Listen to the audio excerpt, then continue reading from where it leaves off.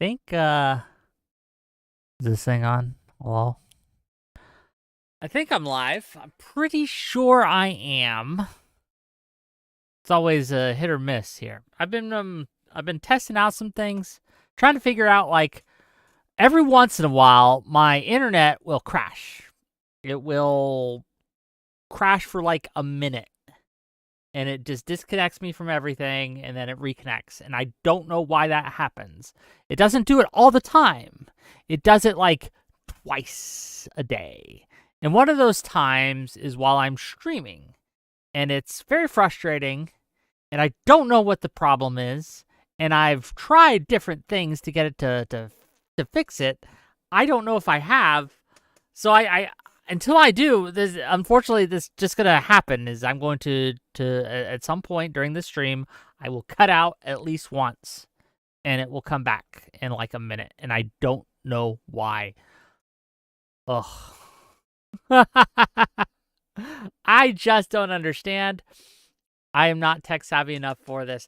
Hello, one and all. Welcome to yet another episode of Wick TV. We got some stuff to talk about today, gang. We're going to go on Visora's channel in about 20 minutes here and talk to her for about an hour. But I wanted to cover some other stuff first. I want to talk to you guys first. So first of all, Dylan Bowser, it's Wick at night. Yes, it is. Wick after dark, ladies. Okay. TL1524 says, I already got banned from her chat already for this combo. What did you do to get banned from her chat? I don't know if I'm going to get banned. I don't think so. I'm not going to go in combative, gang. I'm not there to fight. I just have questions. And she wants to talk to me about emotional regulation and things like that. And so we're gonna. She invited me, and I'm always willing to go on other people's shows or have them on my show and talk to them about various things. It should be interesting. It should be fun. We'll see how it goes. She's in charge. She's going to be steering the ship, so to speak. I'm just going to be along for the ride. So, yeah, we'll find out. Dylan Bowser says, is your connection symmetric, like same upload and download? I wouldn't think that would cause one log pause and then stop unless you're running auto bitrate. Man, I have no idea. I don't know. I don't know the answer to your question, Dylan, unfortunately. I just don't. I wish I did. Maybe if some smarty, right? If I could get some smarty to come look at things and fix it, that'd be great. But I fear that they'd have to direct me through all sorts of things. Whatever happened to Tuna Chip? I need to see if he's still alive. He was always my tech guy. He was a good guy. I'll reach out and make sure that he's still kicking. I haven't seen him stream in a while. Have you guys seen Tuna Chip in a while? It feels like it's been a minute. Did he get deported? Was he an illegal immigrant?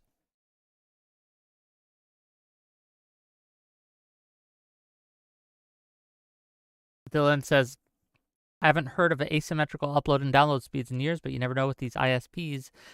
True, and I don't have many options for ISPs in the area I'm at, right? We only have like one. So what we get is what we get. It is what it is. It is what it is. Gang, okay, we have news. So before you get me too distracted, I got some stuff to go over. Let me see if I can get it up here. Give me a second. I want to do it before we go on the other show. There is a rumor going around, and I don't know if you have heard this rumor. Let me find it. Get me a second. So there is a rumor. Let me show you guys.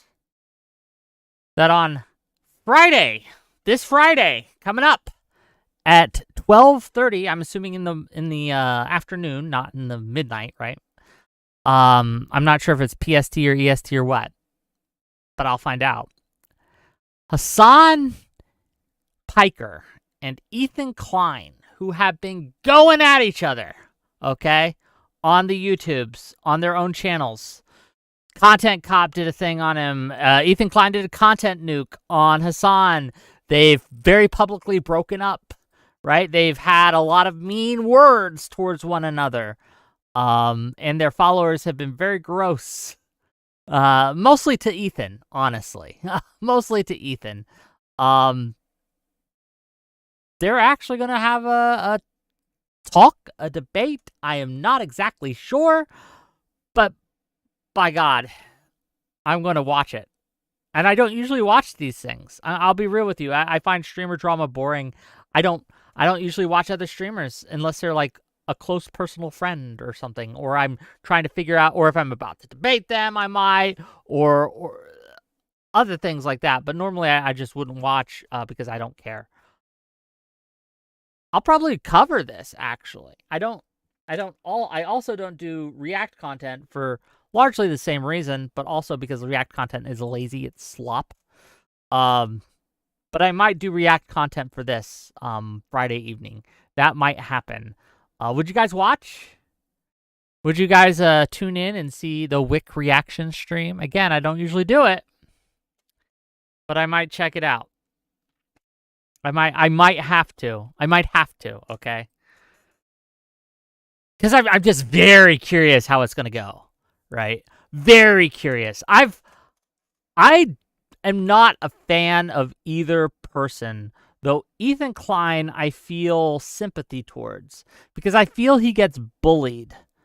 Well, let me tell you. Let me put it this way. I don't know if Ethan's a good person or not. I have no idea. I don't know the guy. Never met the guy. Watched very, very little of his content, right? I couldn't tell you if he's a good guy or not. But I've seen the way that his quote-unquote friends, his former friends, I guess at this point, have treated him. I see the way that Hassan's community has treated him. I see the way that a lot of people have treated this man. And I feel bad for the guy. He does not deserve this. He does not deserve the level of hate, vitriol, and just meanness that has been directed his way. Because, and as far as I can understand it, he didn't chant for the death of Israel. Again, maybe there's more to it. There might be. I'm sure he's not a perfect angel. But let's be real. No one deserves to have the CPS called on their kids because they disagree with your streamer daddy. Okay?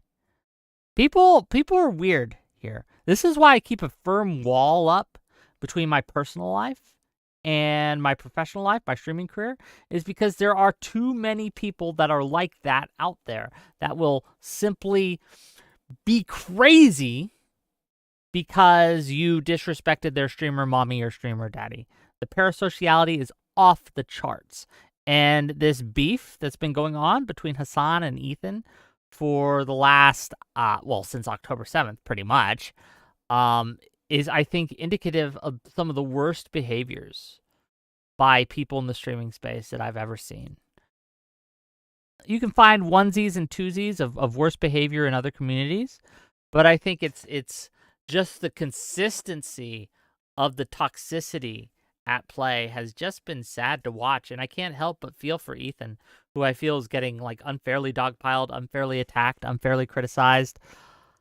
I could go on, but yeah. What do you guys think? Only if I Joe Rogan this thing? What does Joe Roganing this thing mean exactly?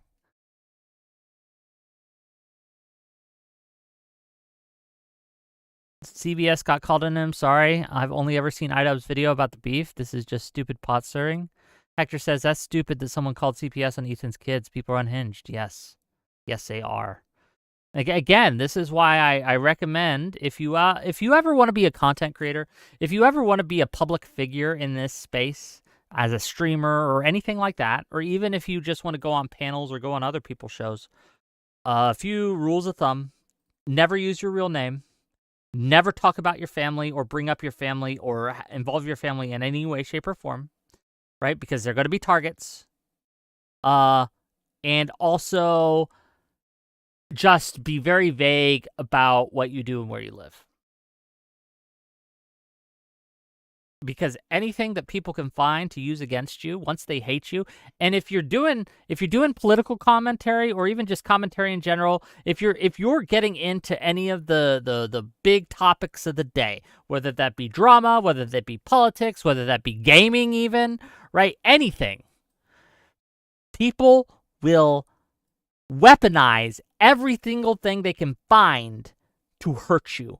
Not because you're a bad person, but because they hate what you are saying, and they view you as a stand-in for whatever it is that they hate, right? Whatever it is you seem to be representing at the time, right? And it doesn't matter the pettiness of the topic. If you get big enough, and I'm not talking very big. I'm not very big as a streamer.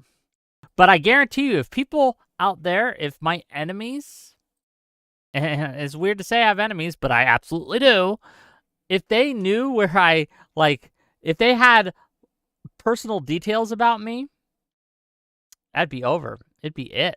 They'd come in. I'd be getting SWAT calls, all that, right?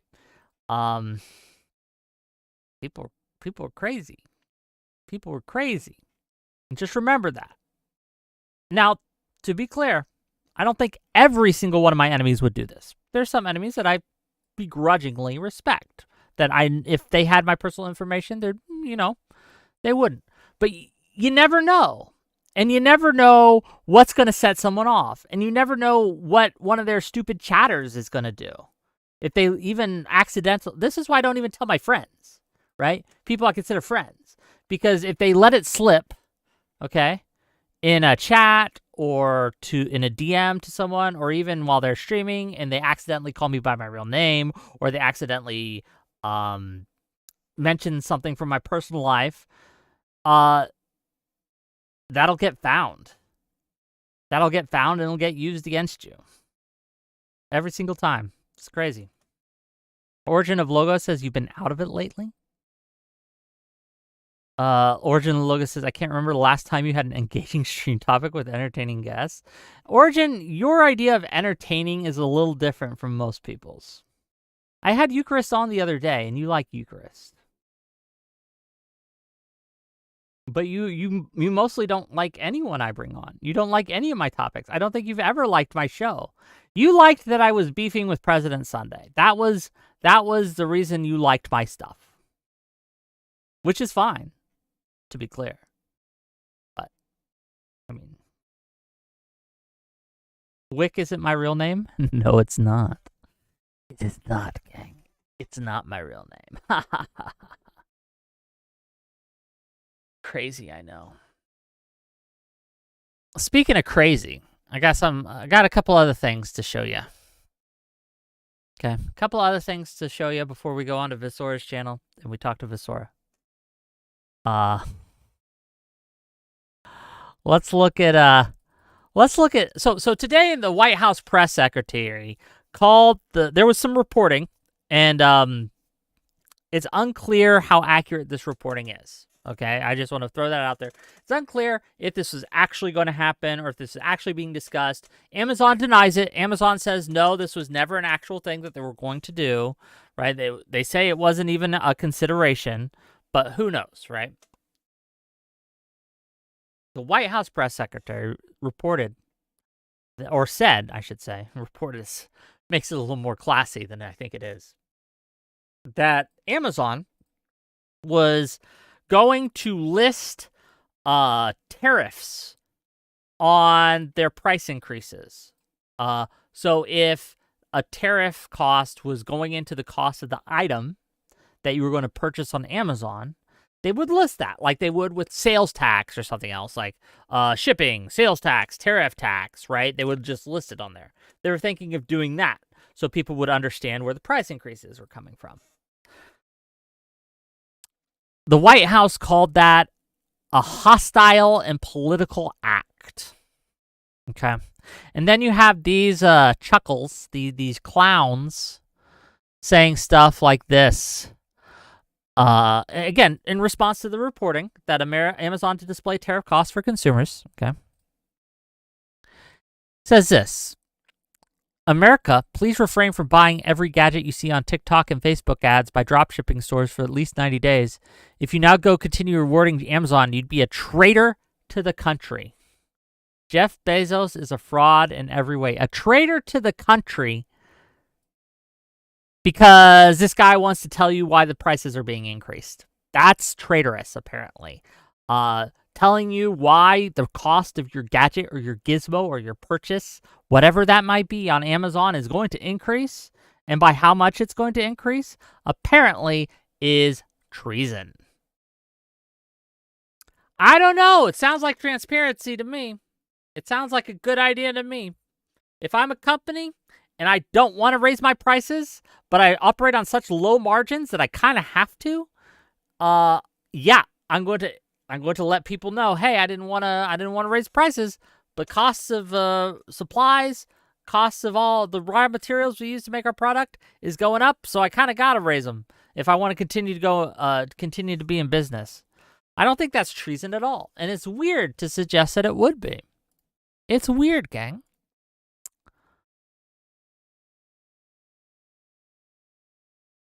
Wenzel says, Little Dick Wick, play with his prick. Don't the smell just make you sick? Just watched this movie recently. I had to do it. LOL. What movie did you watch? I don't get the reference.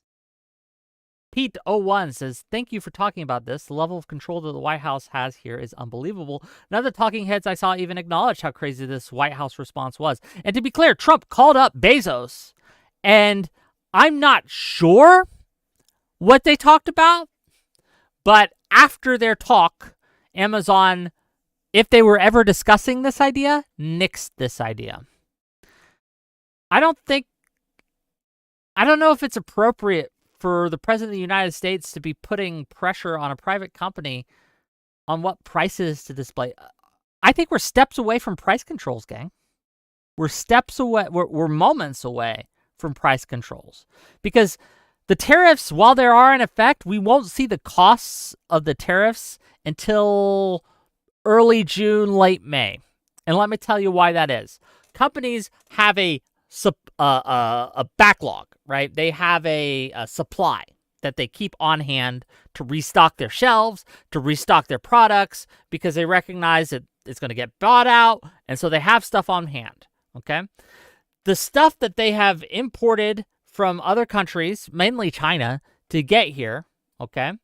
That's the stuff that's going to be price increased. But again, while they have the on-hand stuff, they're not going to raise their prices. It's not until the higher cost goods hit their stocks and their inventories that they're going to start raising their prices. And we have a lot of reporting that shows that a lot of shipping from China is either being delayed or they're just not shipping as much anymore because people can't afford that. We're going to see a lot of economic pain in the next few months because of this. And it's entirely preventable. It didn't have to happen. It's not natural to the economy for this to happen. This wasn't just an ebb and flow of supply and demand, right? This guy here, okay? I'm not a fan of Rand Paul, but we're going to listen to what he says here because he's not wrong. He's not wrong, gang. And when one of our enemies, I use that term lightly, one of our political opponents makes a point that's just correct, we listen to them. So let's listen to what Rand Paul has to say about this situation. Because Rand Paul reportedly has the votes in the Senate to stop Trump's tariff. To stop them. Because, gang, the Senate and the Congress has the power of the purse here. They can actually do this. They have that authority. That is their purview. Now, the question will be, will Mike Johnson pick it up in the House? Because it has to pass both. It has to pass both the Senate and the House.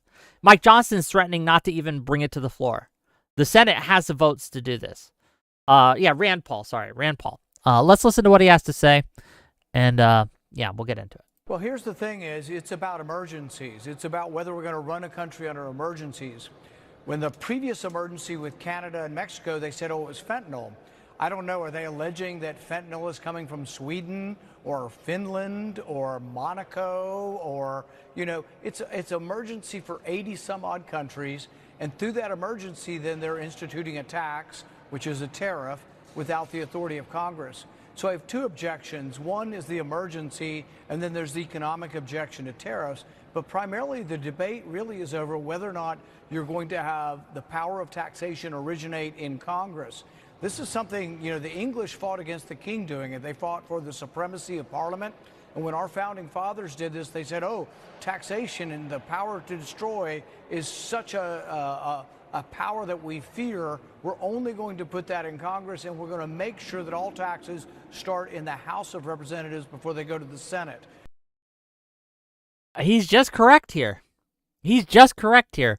He's telling it like it is. And this is the real insidious thing. I made an effort post about this on Twitter that no one saw, but it's worth repeating before we go on Visora's show in here in about 5 minutes, right? So if you guys are looking for the Visora stuff, wait 5 minutes. We'll get there, okay?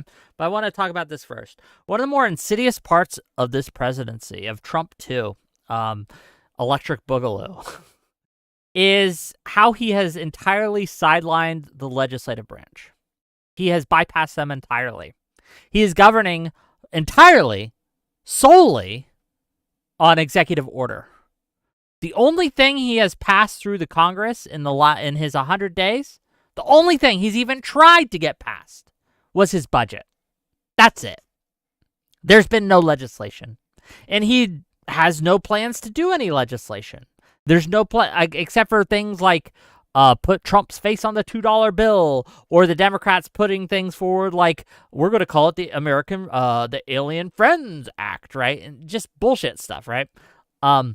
But there's no real media legislation. It's none of it. None of Trump's agenda is going through the Congress because he's decided not to go through the Congress for various reasons. I want you to understand, gang, how insidious that is to the American ethos of governance. To basically say, Congress, we don't need you at all. We're not gonna even try to pass anything through you. We're going to govern solely and exclusively through executive order. And we're going to do things that are, again, traditionally, I say traditionally, constitutionally, the power of the legislative branch. We're going to just take that, and we're going to do it through executive order.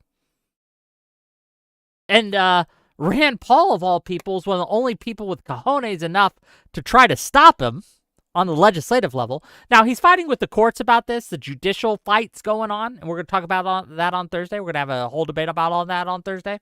But mostly Congress has just kind of rolled over and let him. And this is bad, gang. It's really, really bad. I don't think you understand how bad that is.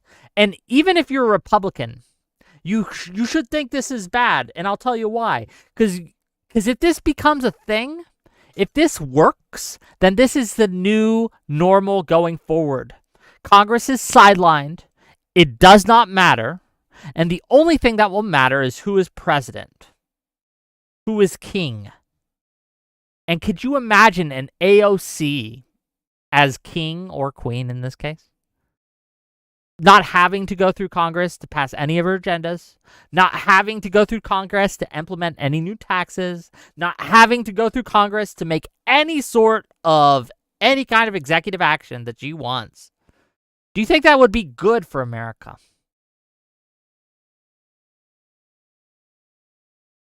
Do you think that would be good for the country? But here, Toby-Wan Kenobi says, well, if I have to choose between AOC and Trump, we shouldn't have to choose. We need to, and I want to be clear on this. Trump isn't the only offender when it comes to governing like this. He's simply the worst. Other presidents have played footsie with this before and kind of taken a little bit of slices of the legislative power for themselves and increase the executive branch's power, right? Slowly, a little bit here, a little bit there, just the tip, right? So I'm not here to say that Trump is the sole offender here. I'm not. But he is by far, well and away, the worst. He has more executive orders in his first 100 days than Biden did in his entire presidency. Again, he has entirely sidelined Congress on purpose because he controls Congress. Remember, the Republican Party controls Congress. They could get this shit passed if they wanted. But he has decided not to go that route and instead go the route of fiat, of kingmanship. That is a very dangerous road. Let me read the super chat. Jeff Lewis for $7 from Canadian dollars says Trump unironically is taking the U.S. into central planning. Yeah, I bet he could rebrand communism to MAGA as long as he calls it something different. Well, that's what they are doing right now.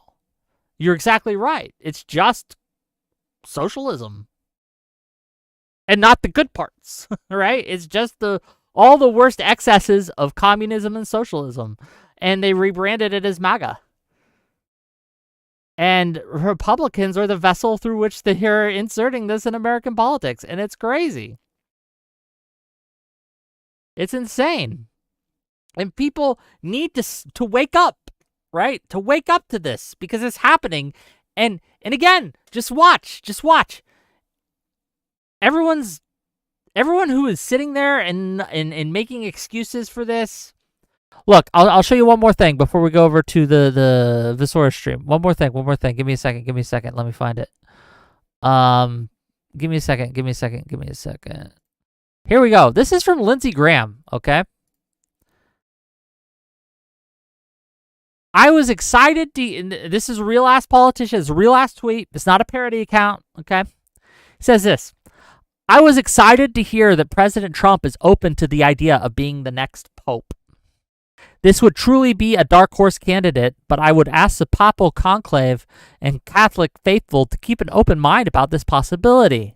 The first Pope/U.S. president combination has many upsides. Watching for white smoke. Trump Latin numbers. 2028 is what that means in Latin, by the way.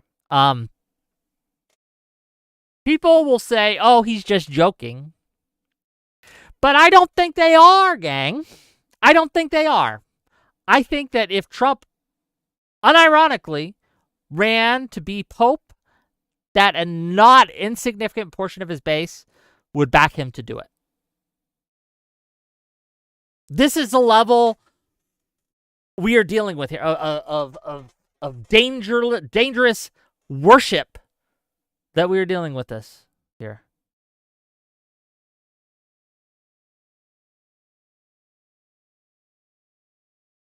And again, you guys say, oh, he's joking. This is, okay, look, this is the kind of joke that your friend makes to you. Like, if you're a woman and your guy friend comes up to you and jokes about sleeping with you, hint, he's not joking. That's not an actual joke. He's not actually kidding. He's just giving himself plausible deniability for when you say no and say, oh, ha, well, I was just joking too. Ha, yeah, I'm just such a kid or such funny. But he's not joking. He would raw dog your ass if he could. He's not joking at all. Same thing here, ladies and gentlemen. Same thing here. It's just like the Trump 2028 stuff. People are like, oh, he's just kidding. No, he's not. We got to stop doing this. We got to stop thinking he's joking. He's telling you exactly what he's going to do.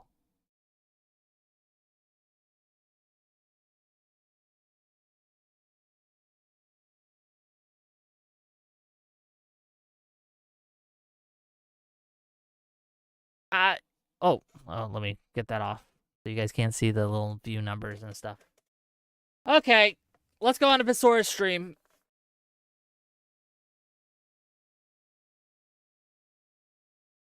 Roxfist says, no, this is a joke. It's not a joke. He's joking in the same way your friend jokes to you when they say they want to sleep with you, right? And they're, haha, it's just kidding. No, he's not. Come on.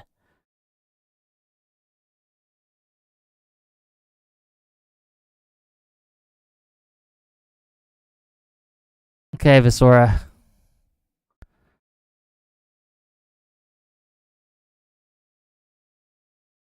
Okay. Is it working?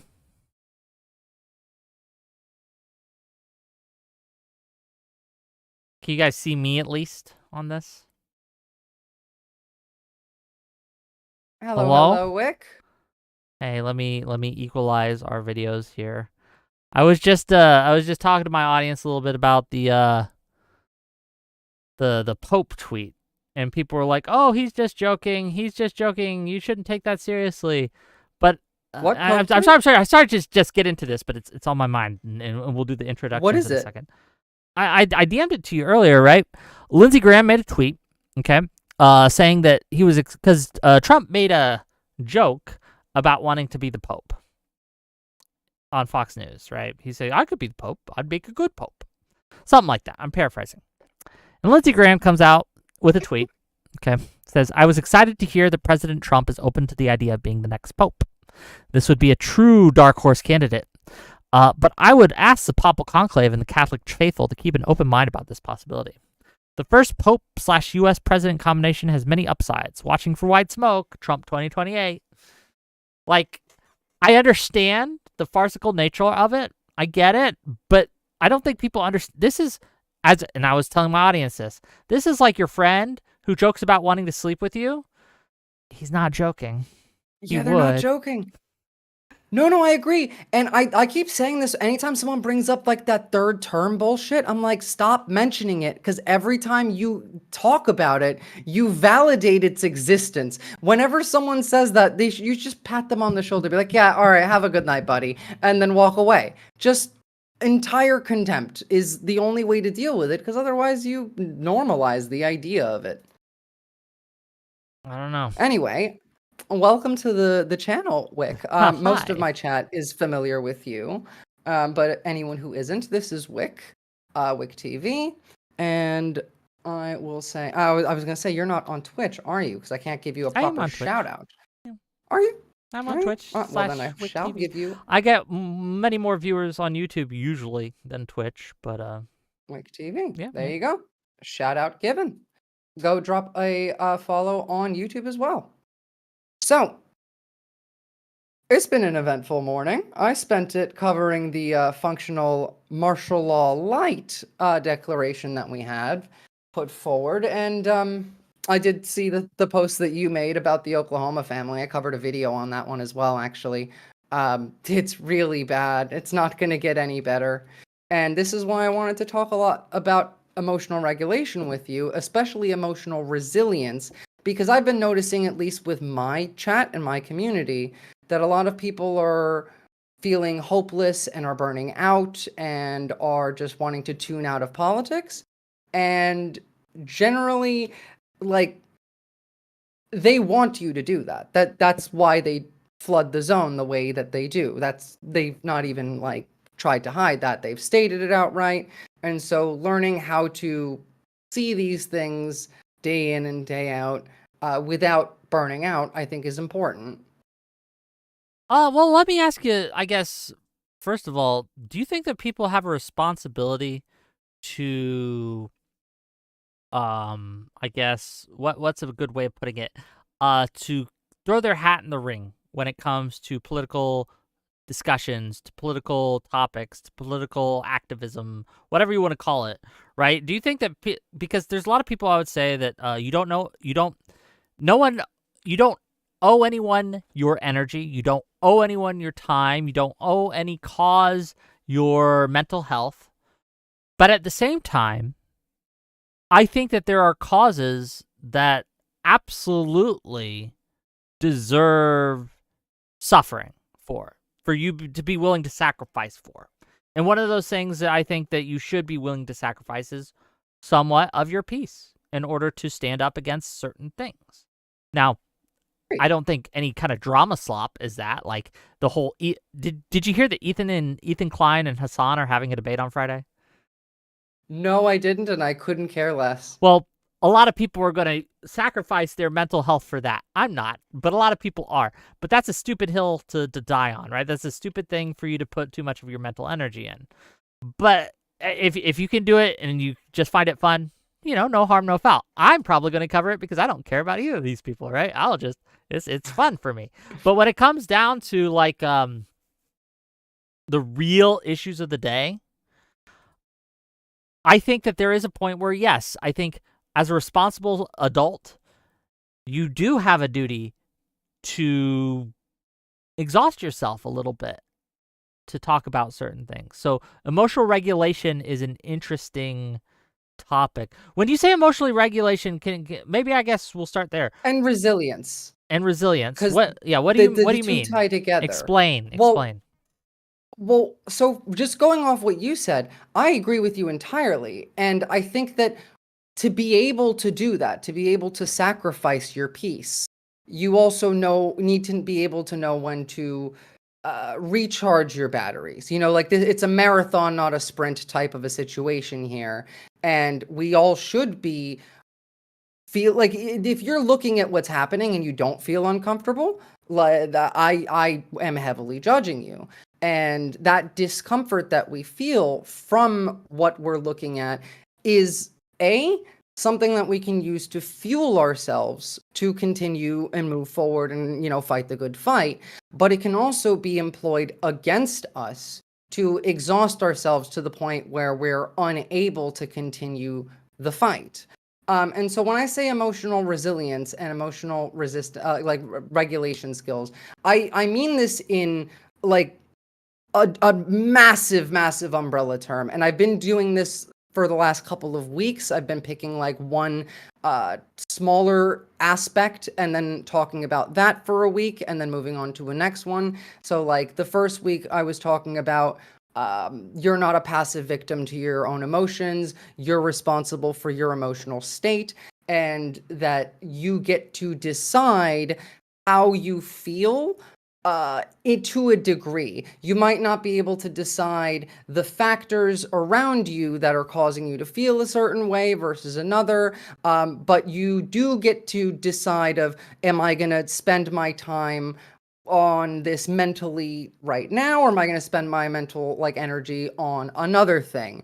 And how you go about framing that emotion matters. And all of that first comes from an ability to withhold discomfort in your body, like hold on to that and not have to react to it, because the rights ideology is built on reacting to anything that makes them uncomfortable.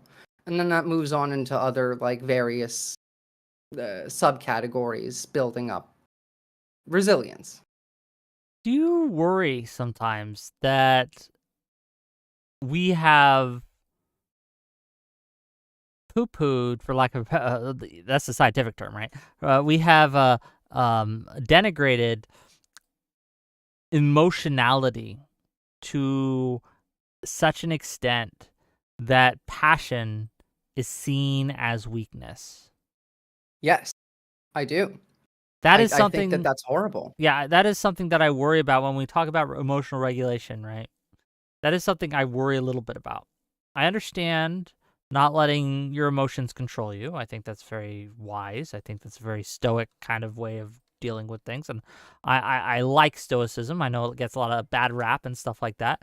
But it's not about not feeling the emotions or even not expressing the emotions that you feel. It's about not letting those emotions dictate your actions. So say you're getting really upset with someone that you're talking to, right? You can be upset. You can express that upsetness, but it would behoove you not to lash out due to that upsetness. Like you punch them in the face, right? Or something like that. Yeah, absolutely. But to get to that point, I think you first need to be able to analyze your emotional state.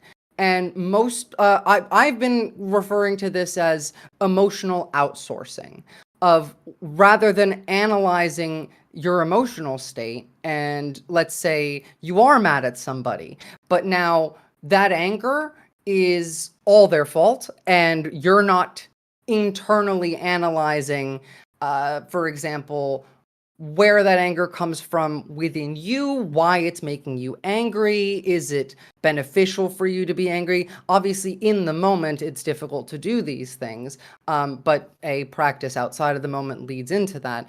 But to be able to make a educated decision based off of how you want to be perceived in any kind of context, whether it's like you're talking to somebody, or your actions, you're going to want to be able to do so with all of the information. I understand. I don't know. I think that people, I understand why they do this. And I'm not saying we shouldn't do this, but I worry that we worry too much about how other people see us. Like we hold back or we try to play the optics game, and that ends up coming off as ungenuine. Because I do want to talk about this, because a lot of the problems that I think the Democrats and the left in general have, for better or worse, and mostly worse, is I think that one of the things that we have is we are not seen as genuine. People look at the politicians that we have, other than maybe a couple, and they look at it and they're like, that's not a person. That's a person wearing a skin suit. And I worry that one of the reasons that a lot of people come across that way is because they are very worried about how they are going to look. I want to see more emotional outbursts, and I'm not kidding. I want to see more crash outs from Democratic politicians, okay? Yes. I want to see them go that's out, what I mean. and I want to see them go on stage and call Trump a slur, okay? That's genuine. Right. I do too. Fuck yeah. That's exactly what I want.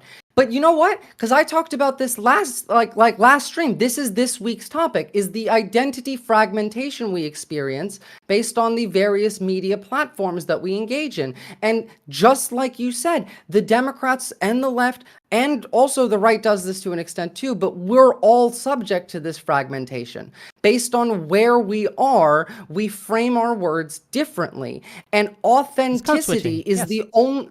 the code switching versus if you're on LinkedIn, you're more professional, and then you go on Twitter, and then you're a bit more open about what you want to say. Maybe you're going to slay a slur. Maybe you're going to be a bit of a meanie head. Maybe then you go on Instagram, and then you're curating your best self. And we don't have a society that values authenticity, but we do at the same time.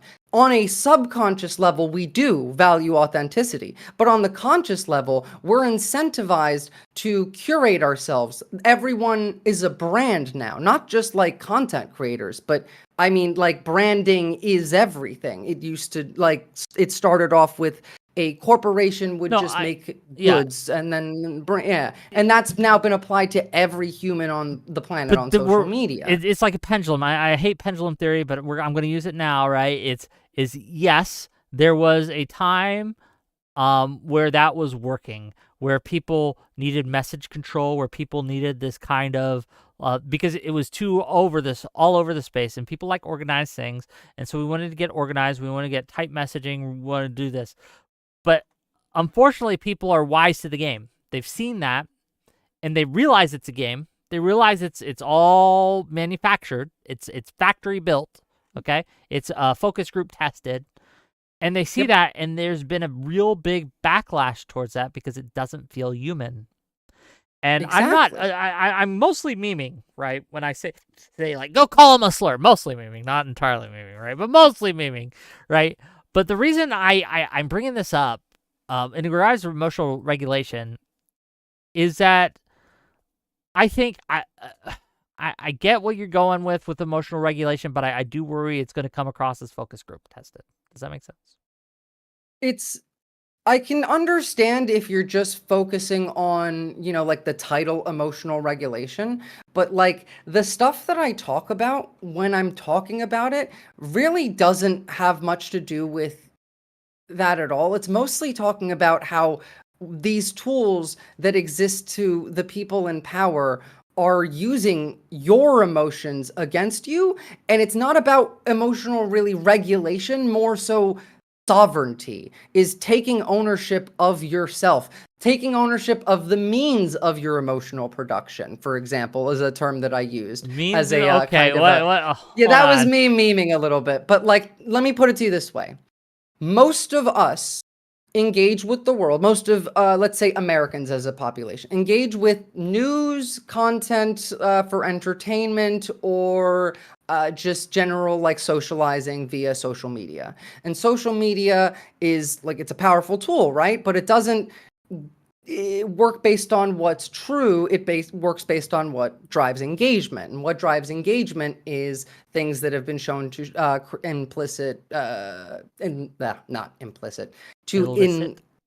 illicit. Thank you. You're welcome.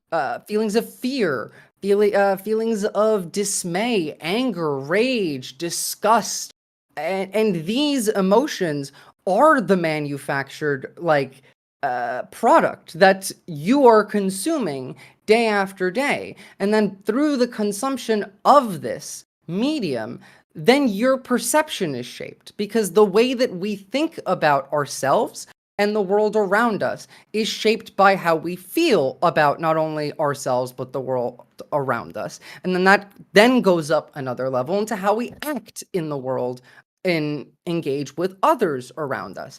And this is a vicious cycle of whatever profits the wealthy is what is the downfall of not only our country, but our fundamental society of like human society, because this isn't an America specific issue.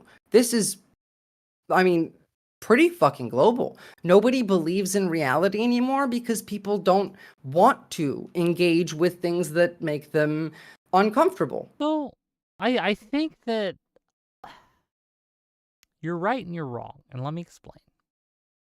So I think that you are correct in that we have a situation where people don't want discomfort, but that's always been true. That's not new. The new thing isn't social media really, though that's one of the things that's new. It's the tools that we have to silence anyone we don't like, to block them, to mute them, to leave the Discord, to leave the debate, right? To do anything like that. It's so easy. It's a click of the button. Back when you had none of this and we had more communal infrastructure, such as, churches, bowling alleys, etc., right? You had to go along to get along to an extent. You couldn't In-person always social interaction. Hmm? In-person social Yes, interaction. in person. Right? In person. You exactly. can't put a block button on someone, or you can, but it's much harder to do, right? Like it's much more serious, right? It's not legal. Yeah. There are ways of interacting in person that you just don't find online. But the fact that we do everything online now, and the fact that it's so easy to never have to hear anything you don't want to hear, has created the situation I think you're describing. So I think I think your diagnosis is correct, but your cure, at least the emotional regulation part of it, I don't know if that's going to actually fix it. Does that make sense? Well, it's good. It's good advice just problem. in general, right? You're not I don't wrong. think anyone's going to be ill done by doing it. You're not wrong. It's not a cure. It's a tool to be able to continue to engage, because I do think that you're right, that more in-person social interaction is actually the tool that will fix this. Getting us off of solely engaging online, building third places outdoors, engaging with our communities around us. I mean, like talking to your neighbors, for example, working with people in your community to create community defense networks, as in a well-regulated militia, as the Second Amendment Community entails. Defense Network, is that what you're advocating for? Well, a well-regulated militia that might protect a community over, let's say, police in a town where there's low trust in the police. Yeah, that could be an example.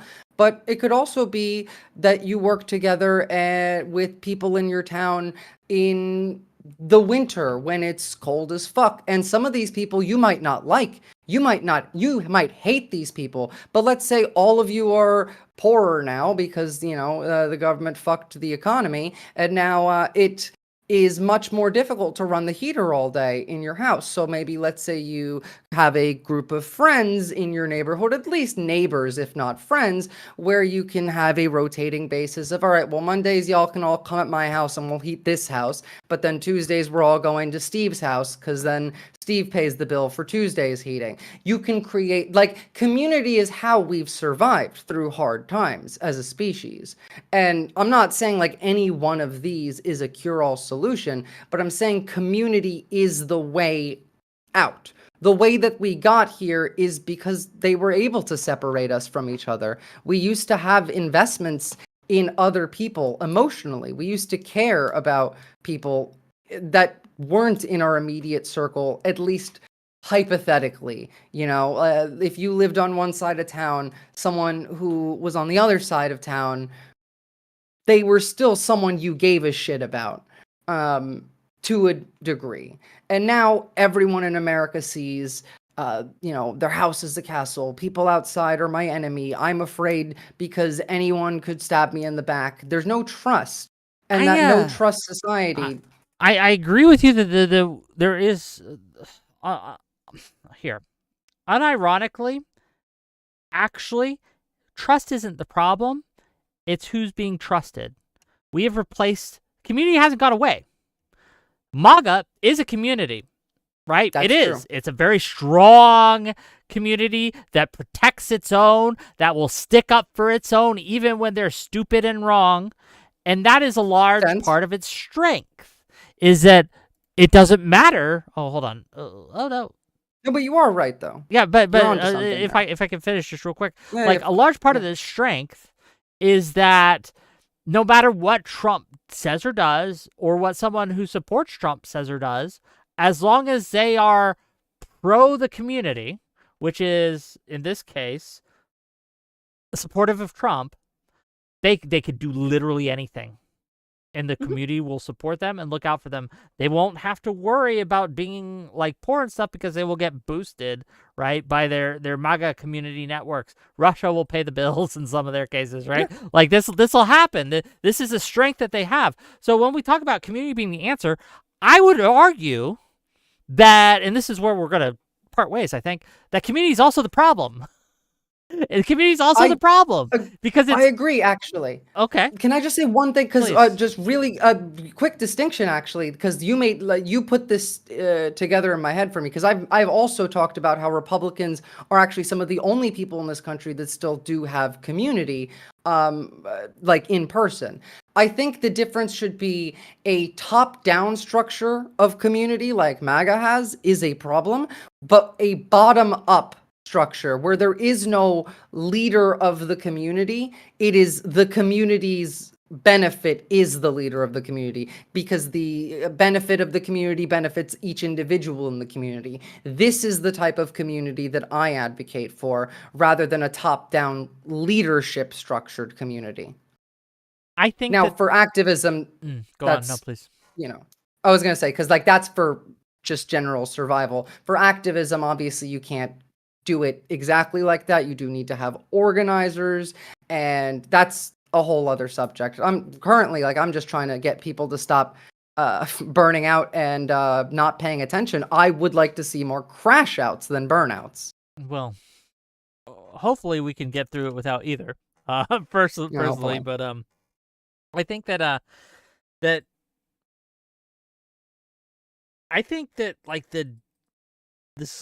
what protects communities, I'm trying to think of a good word for it. Not purity, that's not the word I want to use, that has wrong connotations.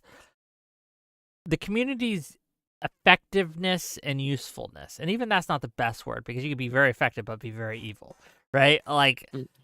It's efficacy for human flourishing. Let's say that, right? The community's ability to create human flourishing, I think, is predicated on the protection and veneration of the individuals within that community, individual rights. There is no minority is more of a minority than the individual. They're always going to get shit on, and they're always going to be asked to be the sacrifice for the group. And I think that when we get into that territory, it creates situations, it creates this environment, it creates the necessary prerequisites for people like Trump to get power and to maintain power. And I think that one of the reasons Trump was able to rise is because of the excesses of a lot of the left. And I know that's unpopular opinion, maybe on your side of the aisle, but I think it's true. I'm not sure what you mean by that. So, cancel culture. Let's use that as an example. Okay, yeah, that's fair. Yeah, valid. The ways that especially academia treated a lot of professors who didn't go along to get along right with the pervasive narratives. people during the Black Lives Matter stuff that were you would get attacked just for not saying anything at all. They would hound you and do this like struggle session. Now, the crazy thing is, MAGA's doing the same thing now, right? It's doing the same thing now and worse, actually. Yeah, they do in the my DEI opinion. thing too, even in their like own twisted way. But like they do they every learned it from us in a way, right? They learned it from us because it does work a little bit. Like it does create this kind of forced cohesion in a community. Like if you're forced to kind of go along with these things, but it's I don't know, man. It got hijacked for evil, right? No, but I agree. And I do think that yes, the individual is someone that needs to be protected, and so a community that both values the well-being of the individual and the community on a real level, like on a functional level, would require the valuing of the individual to go in equal terms with the community, because if any one of them suffers, then both of them do. A symbiotic relationship between the individual and the community, increasing the standard of living for that individual in turn will then increase like the community's benefits, which will then also increase the standard of living for other members of the community and so on. That's the system that I want to work towards. Let's get to which is not an easy one to build. It's not. Let's get to the brass tacks about how we create or how we build emotional regulation and emotional resiliency in individuals in our communities. And let me ask you a couple questions here on this. Would you advise, or what advice would you give to a chatter? Chatter says, "Hey, my parents or my girlfriend or my son, I don't know, family member, close relationship. They're not political or they disagree with me on this very important topic and we fight all the time. What should I do? Should I continue to fight? Should I continue to fight with them?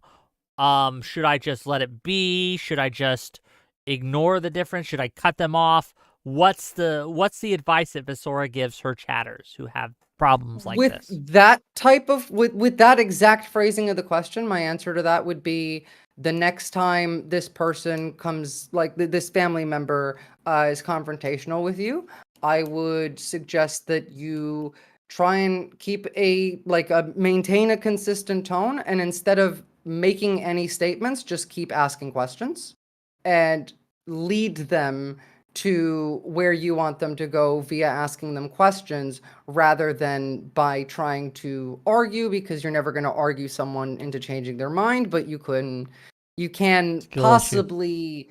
Yeah, it's basically skill issue. Yeah, no, but like that's true. It is a skill issue. And I have actually had these kinds of questions before of what do I do if I hate every one of my neighbors? I don't want to talk to them. How am I supposed to engage with these people if they all want me dead personally because X, Y, or Z? And the answer to that is they might say that online, but have you talked to them in person recently? Maybe next time you should try and bring some food, because offering free food to people instantly drops some of their aggression in general. When you're talking, like you knock on someone's door and you want to talk to someone who like let's say you're going to go knock on someone with a MAGA flag on their front lawn.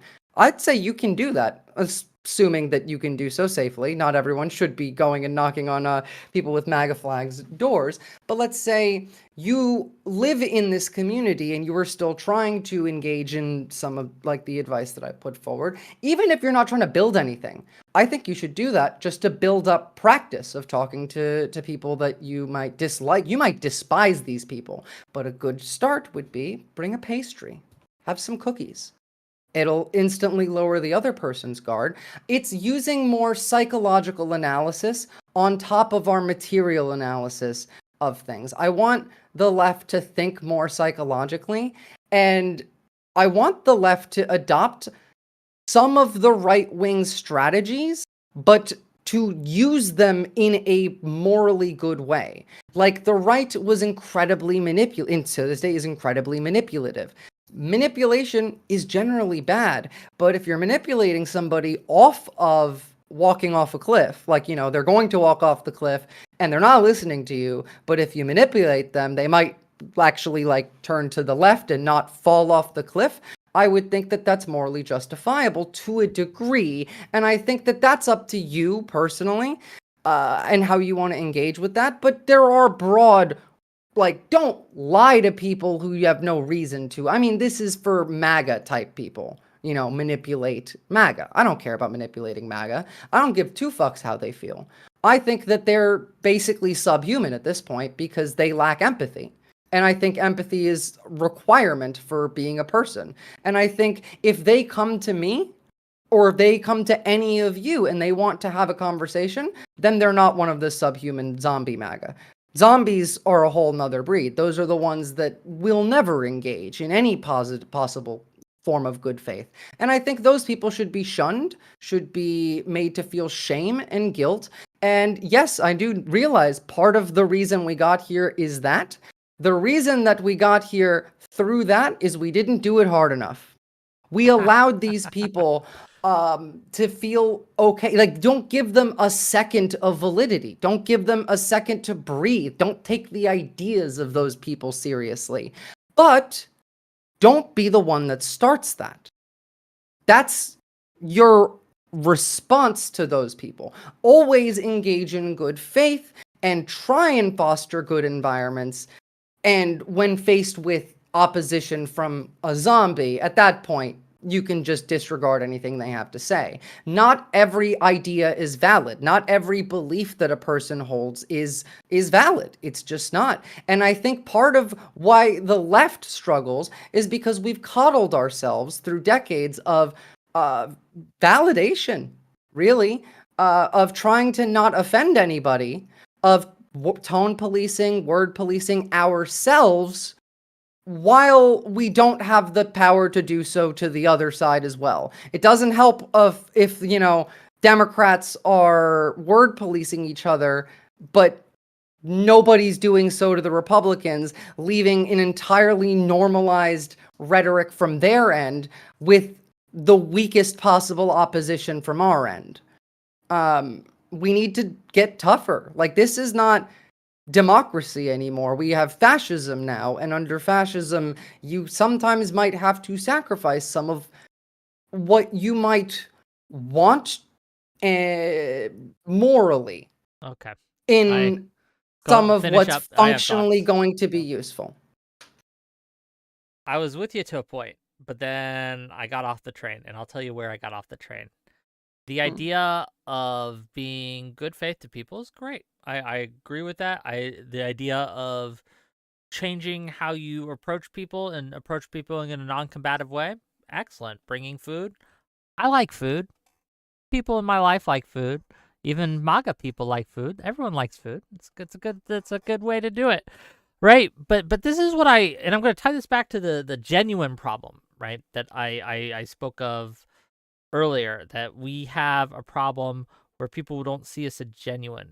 Is because I think that people are smarter than we give them credit for, and people can tell when because you know the type that comes on and they're just nice to you because they can get something out of you, or they want something from out of you. We sense that. We can understand that, right? We can be like, oh, this guy's just being nice to me because I have a big platform and he wants to come on my show, or this guy's just being nice to me because he wants to talk to me about his Lord and Savior Buddha, right? I don't know, right? Like, he wants something from me. He's trying to push me into something from me.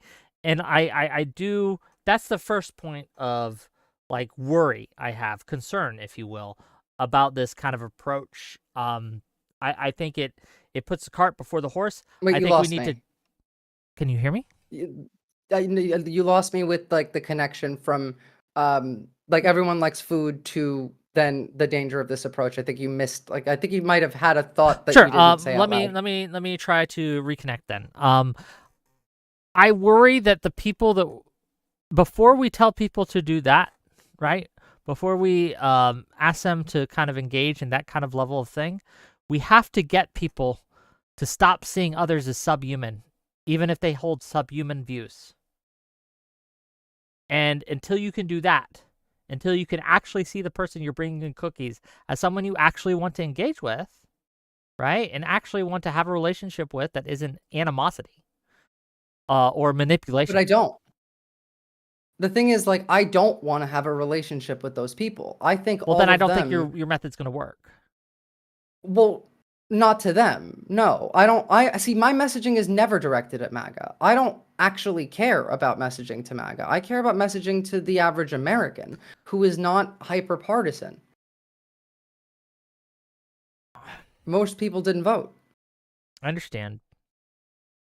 I think that most people, though, at least in the online communities that I've engaged with, not just yours, mine too, other communities that I've engaged with, DGG, Vosh, VGG, right? All these communities, I don't think they can accurately identify the different types of right-leaning person that is out there. I don't think they can tell the difference between someone who voted for Trump because they were scared about all the lies that they were being told versus someone who voted for Trump because they're a cultist. I don't think that they can accurately identify these things. So I worry that they're going to just default to treating everyone as you said, subhuman. And I think that it does poison. It's a poison to view other people like that. It doesn't hurt them. It hurts you, though. And maybe this is me being a soy boy beta cuck, maybe. But I think that, like, this idea of these other people who hold this abhorrent view that I hate are now not really people. I don't think not it hold this hurts abhorrent them. view. It's doing the abhorrent actions and taking joy in them. I don't think, like, my consideration of a person requires humanity, and that's empathy. If you're taking joy from large-scale suffering from others, and to your credit, you're right. People can't identify the different types of MAGA, and to be able to do that, you must first be able to analyze the different kinds of MAGA, which then also means you have to analyze your own feelings so you could properly perceive the different types of MAGA. Can you be it all kind of ties in together. Can you be specific when you say the abhorrent actions that they're taking? What do you mean? And I'm not talking about Trump admin. I'm talking about the average MAGA voter. Well, I've seen instances of people dressing up as ICE and using it to try and, like, assault people. There's that one famous case of the person who tried to sexually assault a woman. But there's also been cases of people who just, like, you can just buy, like, an ICE jacket on Amazon. And do you think most MAGA voters are doing that? And wear that? No. I'm not. I'm. You asked me a question of, like, give me different levels of them, and I am. Sure. How to. Yeah, so, like, there's that type of one. Some of the abhorrent actions of those types, those are generally like 15 to 23-year-old, like, behavior, young type of stuff. But then there is the abhorrent behavior of knowing full well that the policies that you voted for would harm others and not caring because you thought that you personally would benefit. I think that's abhorrent. I think, because and there have been many who've admitted it I voted for Trump knowing full well that this shit would get bad. Like, there were people after the election saying, oh yeah, I voted for him, even though, like, I personally think he's Hitler, but, like, his economic proposal was better. Those people? There were people. Do you see those people as subhuman? No. Okay. I think those are abhorrent people, but they're not subhuman. I have a tier system, actually, a bestiary of MAGA. Of MAGA. Yeah, we got Which zombies tier goes in at the bottom. Which tiers go in the camps when we take power? The re-education camps? Yes. That would be the ghouls, the zombies, and that's it. The liches and the demons and the vampires don't. Those all go to prison forever. Re-education camps are for the ghouls and the zombies. I really need to see this tier list. I do. What's an example what's an example of so there's demon, liches, vampires, ghouls, and zombies. Is that the order? Yeah. Okay. Vampire and demon are pretty synonymously on the same level. Vampires are the corpos, the demons are the admin. The liches are give me an the... example of each person in a tier, like someone in each tier. Okay, I'm just really curious. Peter Thiel is a demon. Bill Gates is a vampire. So is Jeffrey Bezos, blah, blah, blah. Caroline Well, do you Levitt is think a Bill lich. Gates is MAGA? No, he's a billionaire. Therefore, he's a vampire. I think that all billionaires are vampires. That's Okay, one well, like outside example. in the But I context do of think that Bill MAGA, in Gates the context of benefits from MAGA it. voters, right? Okay, Can you well give us then, those? Zuckerberg, then vampire. Teal as a demon. Caroline Levitt is a lich. A ghoul would be somebody like Gibbs. I Gibbs? called him a demon Admiral previously, Gibbs? but I'm actually downgrading him to a ghoul because the demons have gotten far more demonic lately.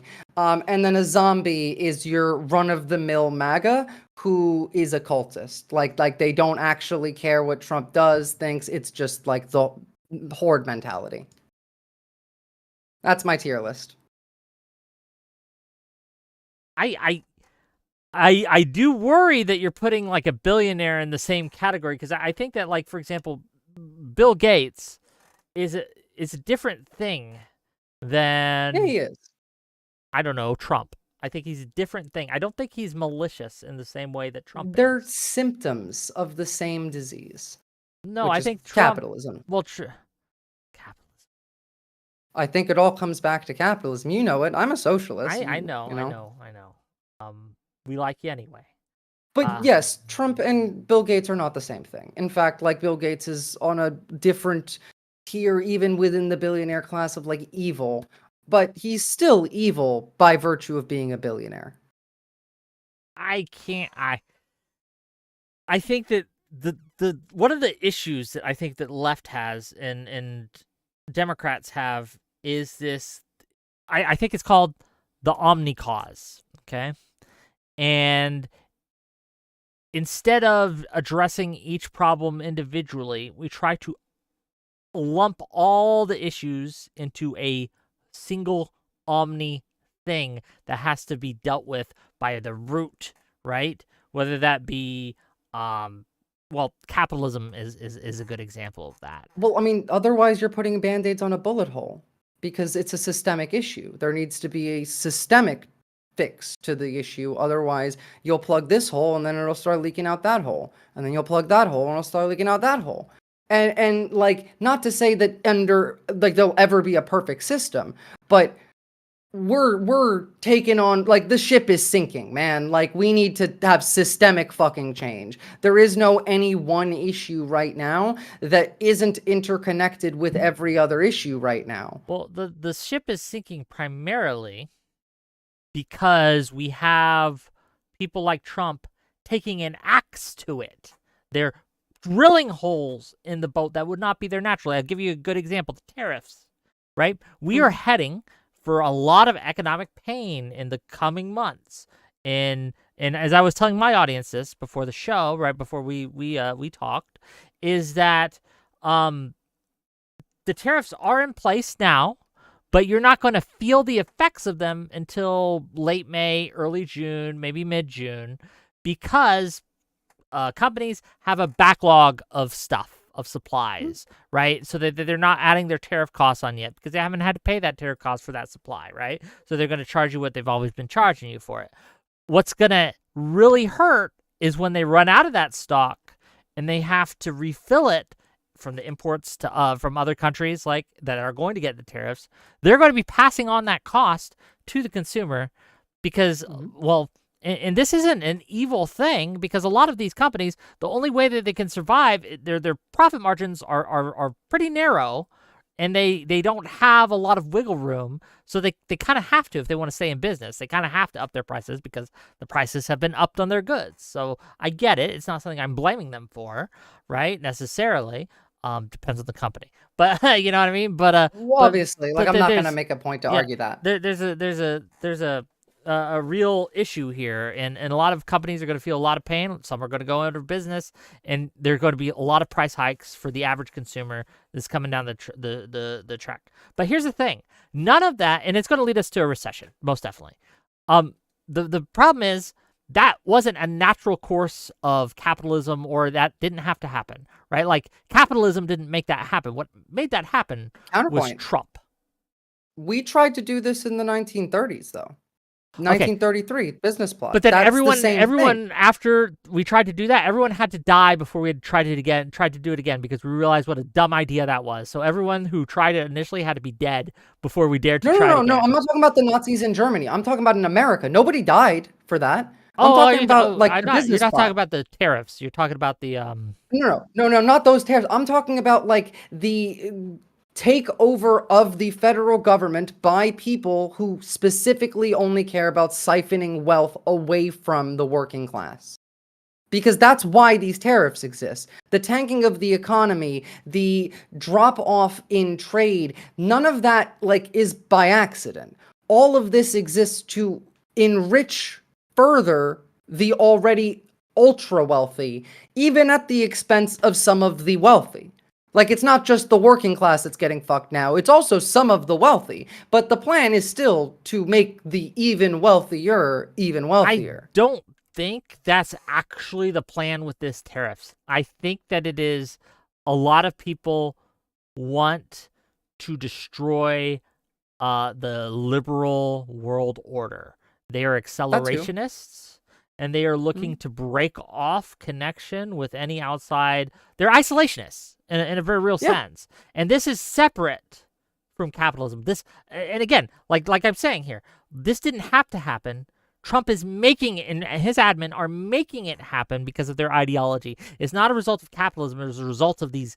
It's evil. It's evil. But right? It's both, though. I do think it's both, because Evil you're right. And that end of that liberal democracy order that you're talking about, because you are right. I do think it's both, though, because the people who are in this admin who will benefit the most from it are these uber wealthy, the oligarchs who were at the inauguration. All of the, like, if you go and like look up some of the things that Zuckerberg and Bezos and Musk have read and talk about as like their favorite childhood media, like Snow Crash was one that I talked about this week, which is a old book, like it's basically cyberpunk dystopia. Yeah, I've read that. Yeah, it's a really good book. That's still capitalism, though. It's just a different form. It's ANCAP shit. They want there to be actually, ideally, they would want there to be no federal government, and the government just be decentralized city-states run by corporations. Like California and all of like the northern half of the West Coast are I don't know, Amazon property, and then like X Corp gets all of Texas and Alabama and Nevada. Like, that's the kind of world that they want to build. And all of this like tariff stuff gets us closer to that. It is accelerationism. It is the destruction of the liberal order, but it is also the destruction of the US dollar as the world reserve currency. Like, it is the destruction of the US global hegemony. All of it leads into the enriching of these people and the enslaving of the American population, as well as likely other populations. The reason I'm bringing that up is because you mentioned like the boat analogy where we have holes in it and it's leaking and we're sinking. I'm saying that normally, in normal circumstances, we'd be living high on the hog. We wouldn't be sinking at all. Human flourishing would be up. But again, because of these bad actors in this system, and no system is immune to this. Not socialism, not communism, no ism that you can think of is immune to people who want to take a wrecking ball to it and destroy it from within. That you're never going to have a system that can protect against that. Well, the best we can do, and because I've been thinking about this problem a lot, because Trump has sidelined Congress entirely. He has not tried to pass any legislation because he realizes he doesn't have to. He can just govern by executive order through fiat, right? And of all people, the only senator who's actually trying to do something to stop this right now, and I can't believe I'm saying this, is Rand Paul. Yeah, I He's the know, it's only wild, guy isn't it? that's putting up together Senate votes to try to stop the tariffs from going through. It's wild. It is weird. But really quickly, just because I think you're right, but I want you to understand what I mean. It's not the systems itself, it's that this particular system incentivizes what we're talking about. It's not that any system is perfect, but this one incentivizes this behavior. I wasn't clear enough when I first laid Fair it out. enough. I don't. That's a larger discussion and things, and I do want to get to a couple other things that my chat is begging me to bring up, so I'm going to bring it up. Right. Democracy, right? So what's with, like, we talk about emotional regulation? What's with the crash outs on my stream recently? Why you been ditching my streams? Why you been dropping Well, the from the last debate one that I panels? went on, the last one that I went on, I left because clearly, to me and my chat at the very least, my degree of knowledge over the subjects that were being discussed was, to put it nicely, like, this is like, it's gonna sound conceited, but it is, but it's true, is like, I'm 10 steps ahead of that conversation. And I wasn't the only one to say it. In fact, somebody who was part of that debate also said, oh yeah, no, like, we were having very different arguments. We were arguing the same thing, but you're arguing like 5 steps further than I am, type of thing. And so there was nothing to be gained from it. And it bored the ever-living shit out of me. And I left that one because I thought I could do something more productive outside of it. Look, I get you on Aside the from boring that. thing. Like, I can't tell you that all my streams are going to be the most exciting thing I've ever. So I'll Aside grant you from that, but I though, will let me say, finish though. oh, Let me okay. finish though, really quickly. Is that I'm not immune to this. My brain is just as rotted as everybody else on the internet. All I'm trying to do is fix mine and everyone else's idea of how to cope. But no, I'm not above it. I have crashed out on your stream and left because I got too angry. And that was, I think, the very first debate I did on your stream and left because I was like, this is fucking ridiculous. Hell no, I'm not doing this shit. And so I left. But that was the only one that I would consider a crash out or a rage quit. And I still won that debate.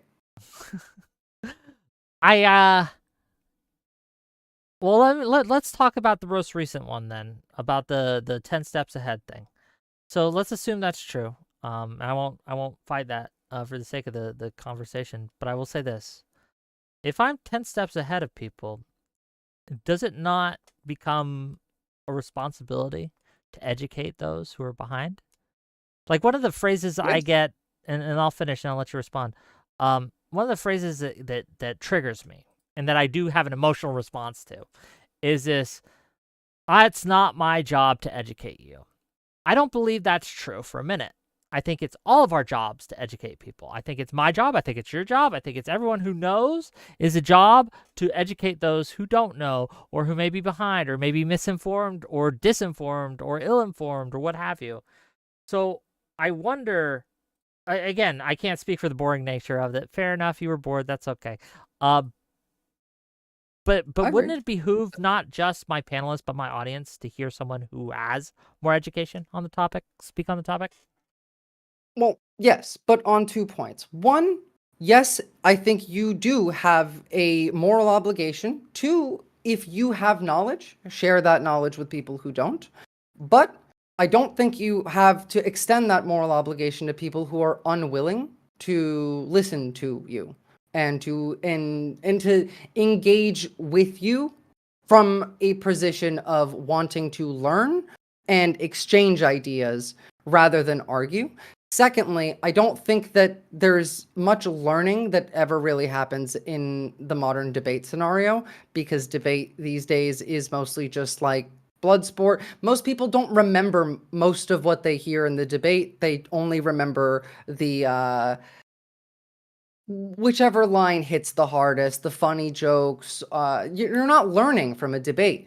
And honestly, like, even just going by that question, I think that I did do that. I think by leaving that debate, I did actually go and instead teach it to my audience who was interested in learning about what I was talking about in more detail and discussed it with them. And not to say that my audience always agrees with me. They do not often agree with me. Like, or rather, they don't often agree with me. But regardless, you have to decide where you're going to spend your time and where it's most effective. I get it to an extent that I don't know. It's hard. I get what you're saying about no one learns from these debates. I understand because it is frustrating because there is a sizable portion, no matter who you are, and I've said this about all of my appearances on the bigger show, no matter how well or how poorly I do, there's going to be the people who agree with my argument that will say I did great, and the people who disagree with my argument who will say I did poorly. And that's just across the board. There are exceptions. Part of being a debater, part of being a streamer, part of being these is learning who you can trust to give you actual feedback and what feedback you can just toss out the window because they're just either a sycophant or a hater, one of the two, right? And 90% of criticisms fall into that category. They either glaze in you because they like you, or they hate you, and so they're gonna denigrate whatever you said. So I get that part, but I do think that we are in a situation where the margins matter, and those 1% that might be swayable is important, even if the 99% aren't going to listen to you and it's going to be not effective for you at all. When we go on to if I may finish just real quick, right? And I'll be brief. I know I'm being long-winded. It's part of the problem I have. That's okay. I do it too. Yeah. I worry that it's easier to talk to our audiences because they're our audiences. They're our choir, if you will, even if they will fight with you. And might fight with me too, right? But they've already kind of bought into the level of I'm worth listening to, right? That's why they're here for the most part, right? There's a couple little shitters in there, right? But for the most part, they're like, I'm worth listening to, even if they disagree with me. So they're here to engage, at least at some level. I think that it does us no favors when we go to other people's audiences and then we just quit. Even if if it's boring, or if it's too hard, or if it's boring, or if we know too much, or if the other people are being shitters. I'll give you an example. I was on a debate on not this Monday, but the Monday before, where the people threatened to kill me on the debate.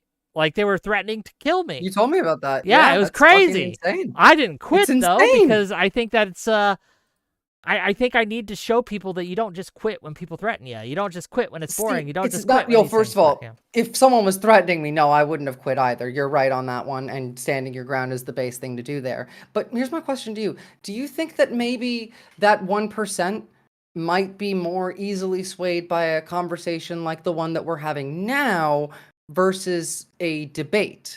Because this is the type of engagement that I would prefer. I'm happy to talk with people that disagree with me, like this, but I don't want to do a debate where it's a game. It's a gladiator fight. It's a blood sport. There is no actual exchange of ideas. There's no analysis going into it. It's just talking points.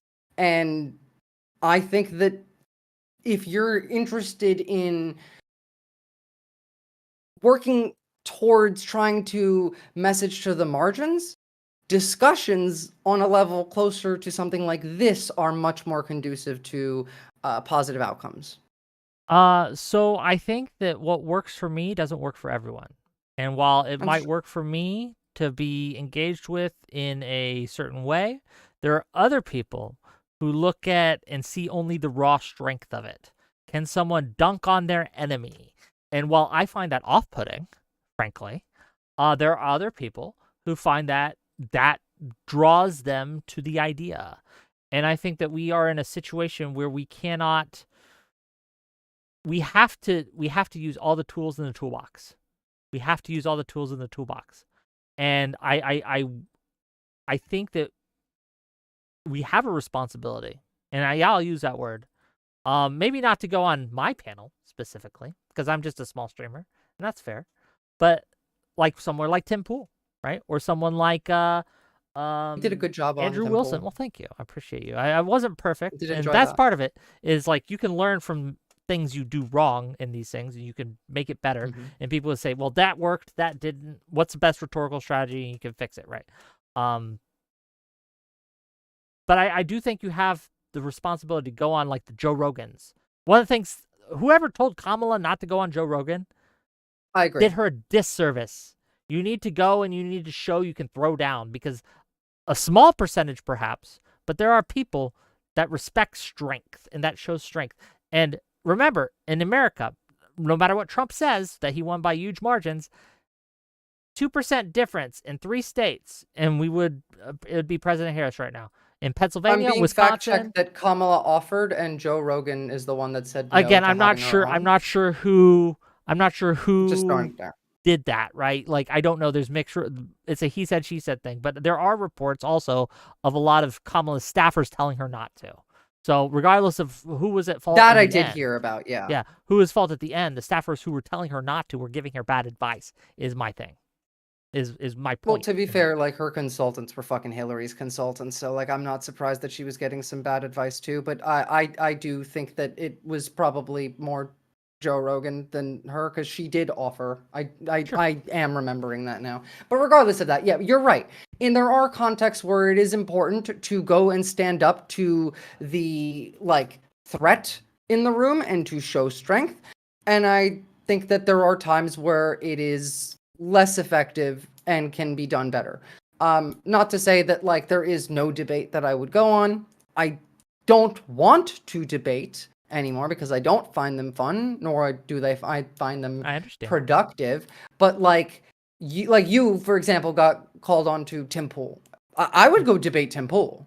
That's something I can find use value in, utility in, because that is in several degrees of, like, there is a larger audience at play here, an audience that hasn't really been exposed to any of your rhetoric before. It's throwing a dart at the wall instead of just holding on to the dart when you have one. Like, there's a dartboard, suddenly there's a dart in your hand, you should throw the dart. But I'm not throwing darts at the wall if there's no dartboard at the wall. Like, on the wall, you know? Like, it's not just pointless bickering. If there is utility in it that I find worth the time and effort, sure. But not all arguments are worth having. Not all people are worth listening to or taking seriously. No, I understand. Pick and choose. Yeah. Right? But yeah, I will just say, like, you did choose to go on, right? You did choose to come on the show. You did choose to sit down. I did. Yeah. I did. And like I said, I'm not immune myself. Fair enough. We are all human.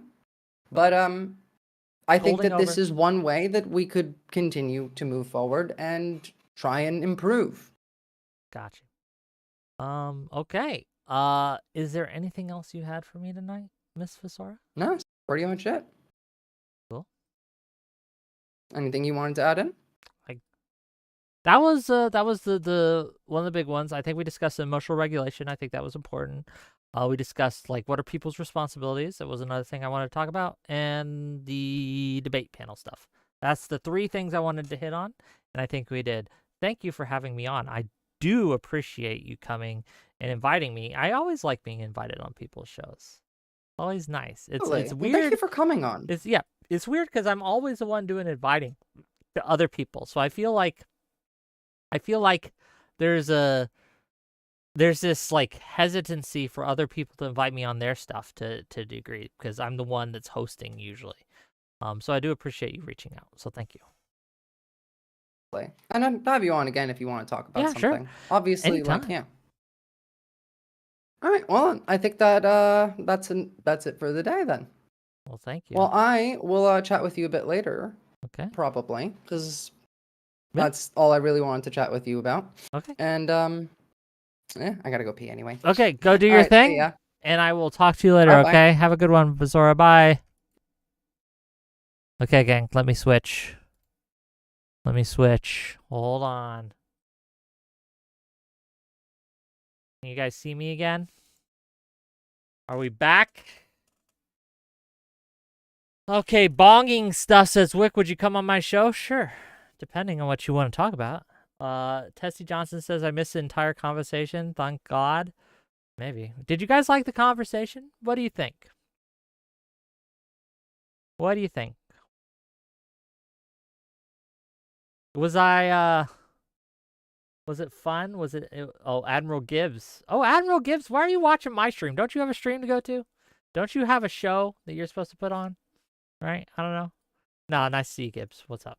You're a ghoul, apparently. You've been downgraded. You were a demon. Now you're a ghoul. New York Shade says, would love to do a one-on-one with you some point, Wick. Pick the topic, and yeah, we can do that. Oh, you know what I forgot to bring up? Oh, man, I'm kicking myself.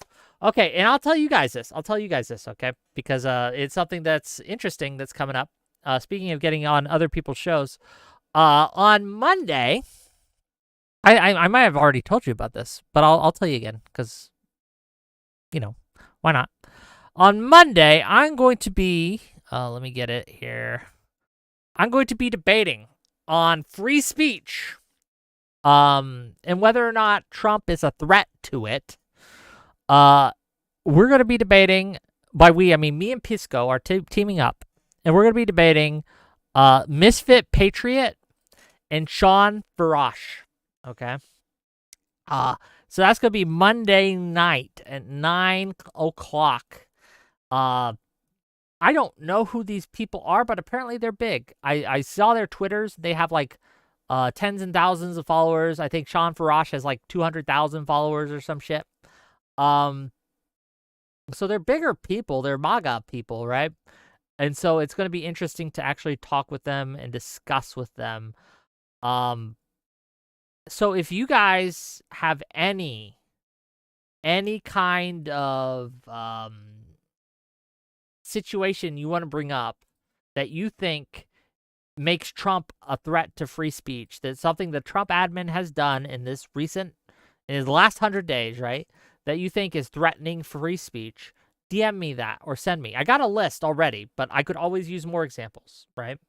I want to get so many examples that they can't ignore it, right? Or they can't what about it.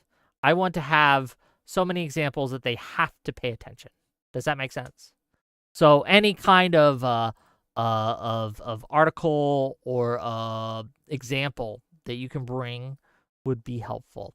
I'll tell you what I got so far. We're going to talk about his threatening, his lawsuit to pollsters, his threatening pollsters that go against him with election interference, of prosecuting them for election interference. We're going to talk about his deportation of immigrants who have done nothing wrong but have made an op-ed in local papers that is anti-Israel, and so they ship them out, right? They deport them for that. We're going to talk about his threats to make burning the flag punishable by 1 year in prison. We're going to talk about his going after law firms that represented the Dominion lawsuit against Fox News. We're going to talk about his banning of the Associated Press until very recently for refusing to use the term Gulf of America. We got a lot of examples already where we're going to get into, right? A lot of examples. Yeah, Mr. Geek, that's another one. Removing the broadcasting license for MSNBC because they were mean to him. There's a lot of examples to use. It's one of those things where it's as someone who has a record of criticizing the left for their excesses on against free speech, for their cancel culture. And you guys who have watched me for more than a few months, right? You know this, right? You know this, that I criticize the Biden administration. I've criticized leftists. I've criticized Democrats. I've criticized cancel culture. I've been arguing against the left for my entire existence, right, as a streamer, about their excesses to free speech, or their attacks on free speech. I'm sitting here, I think, in a very good position to be able to say that those attacks are nothing compared to what Trump is trying to do. And I think that no one can accuse me of running cover for the excesses of the left here. I've fought against those too. I cannot be accused of hypocrisy on this. It is something that I have a very strong record on, is protecting free speech. And so when I say, right, that what Trump is doing is beyond the pale. It's beyond the pale because when Biden did stuff that was beyond the pale, I said that too. And so I'm really excited for this conversation. I'm really excited to get into it. And I think it'll be a good showing. I think it'll be a good time. That's one of the benefits I've seen from going on Tim Pool, actually, is it's opened up the world I have of shows to get onto.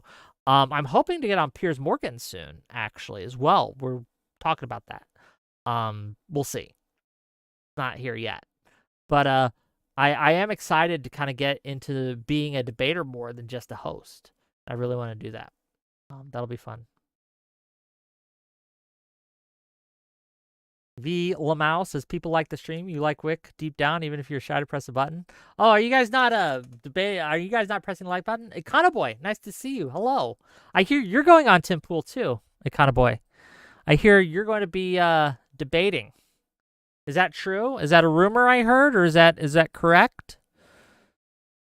What are you guys going to talk about? What are you guys going to be debating? What are you gonna be arguing about? New York Shade says, to your credit, you're much more reasonable than the overwhelming majority of liberals. Well, thank you, I think. Econo Boy says, I never turn down an opportunity to defend big government. I'll be defending the welfare state, best state there ever was. I'm excited for you. It's weird. It's an interesting situation. I have no complaints about his staff, right? And his level of professionalism and getting me to the show and treating me while I was there. Nothing but courtesy, nothing but professional. Very nice. He does like to play games, as I'm sure you know. And he does like to try to pepper you with trivia questions. But you've seen enough of the debates by now. I'm sure you'll do fine. I'm sure you do great. As long as I'm taller than Connor, I win the debate no matter what. How tall are you, Econo Boy?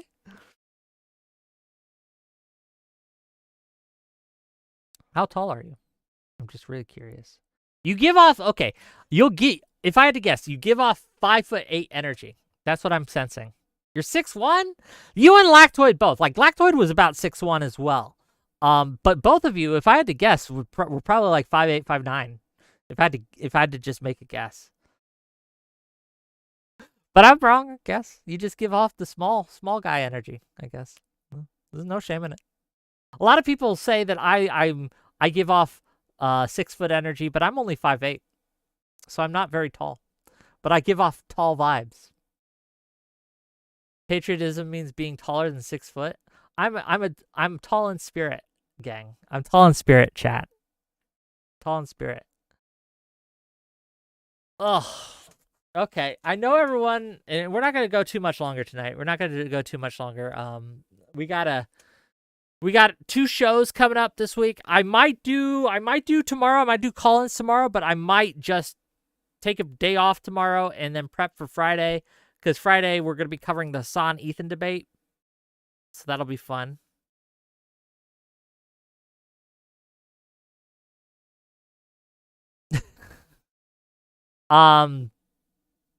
I'm curious how that's going to go. I don't normally do React content. I think React content is slop. I think it's generally lazy. It's derivative. It's not interesting. I don't like it. But I might break my rule for this one because I really want to watch it. And I really want to react to it because I know I'm going to want to. I know there's going to be stuff I want to say. So I'll probably break my rule for that. And I'll do some React content. What's my general opinion of Hassan Wick? It's low. I do not like Hassan. I don't like his politics and behavior. I don't know him as a person. Ethan is going to Sam Cedar Hassan with Destiny, 100%. You think that's going to happen? You think he's going to bring Destiny on as a champion? I think there is a better chance of Hassan bringing on... Well, no, I don't think it... I won't discount the possibility entirely. It's very possible.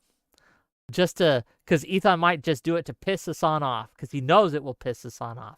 And I think we're at that level of petty with the whole misadventure there. I think that both sides are just trying to piss the other off.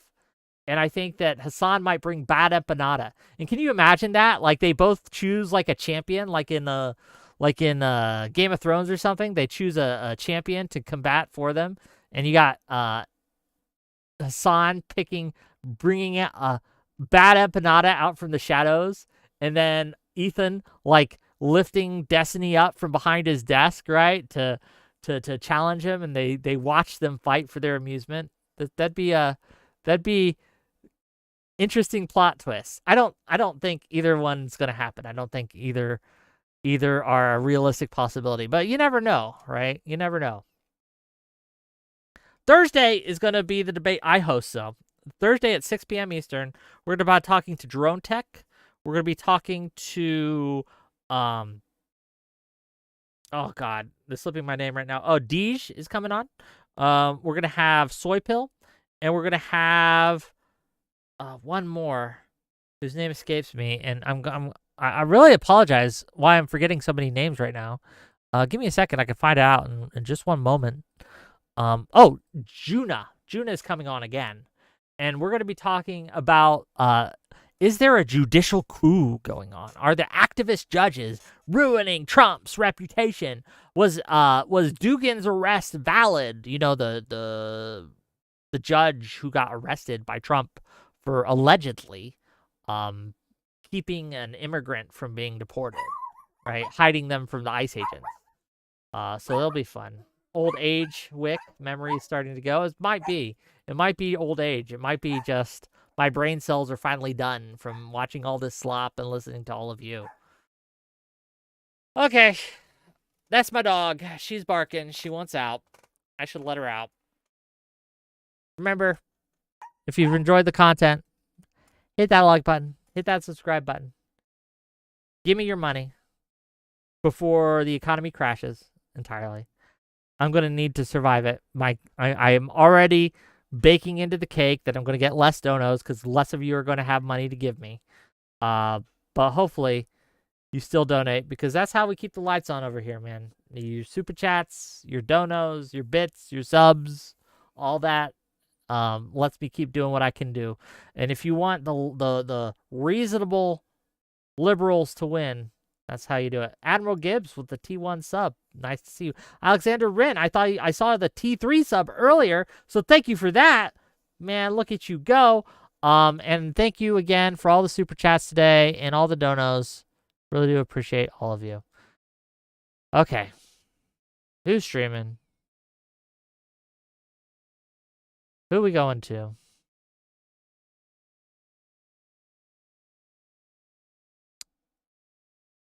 Let's go. You know what? If you guys can be nice, we're gonna raid Visora because she was kind enough to invite me on. But let her know it's a hate raid, okay? I'll talk to you guys later. Peace out, Girl Scouts. And I'll see you maybe tomorrow, but definitely Thursday.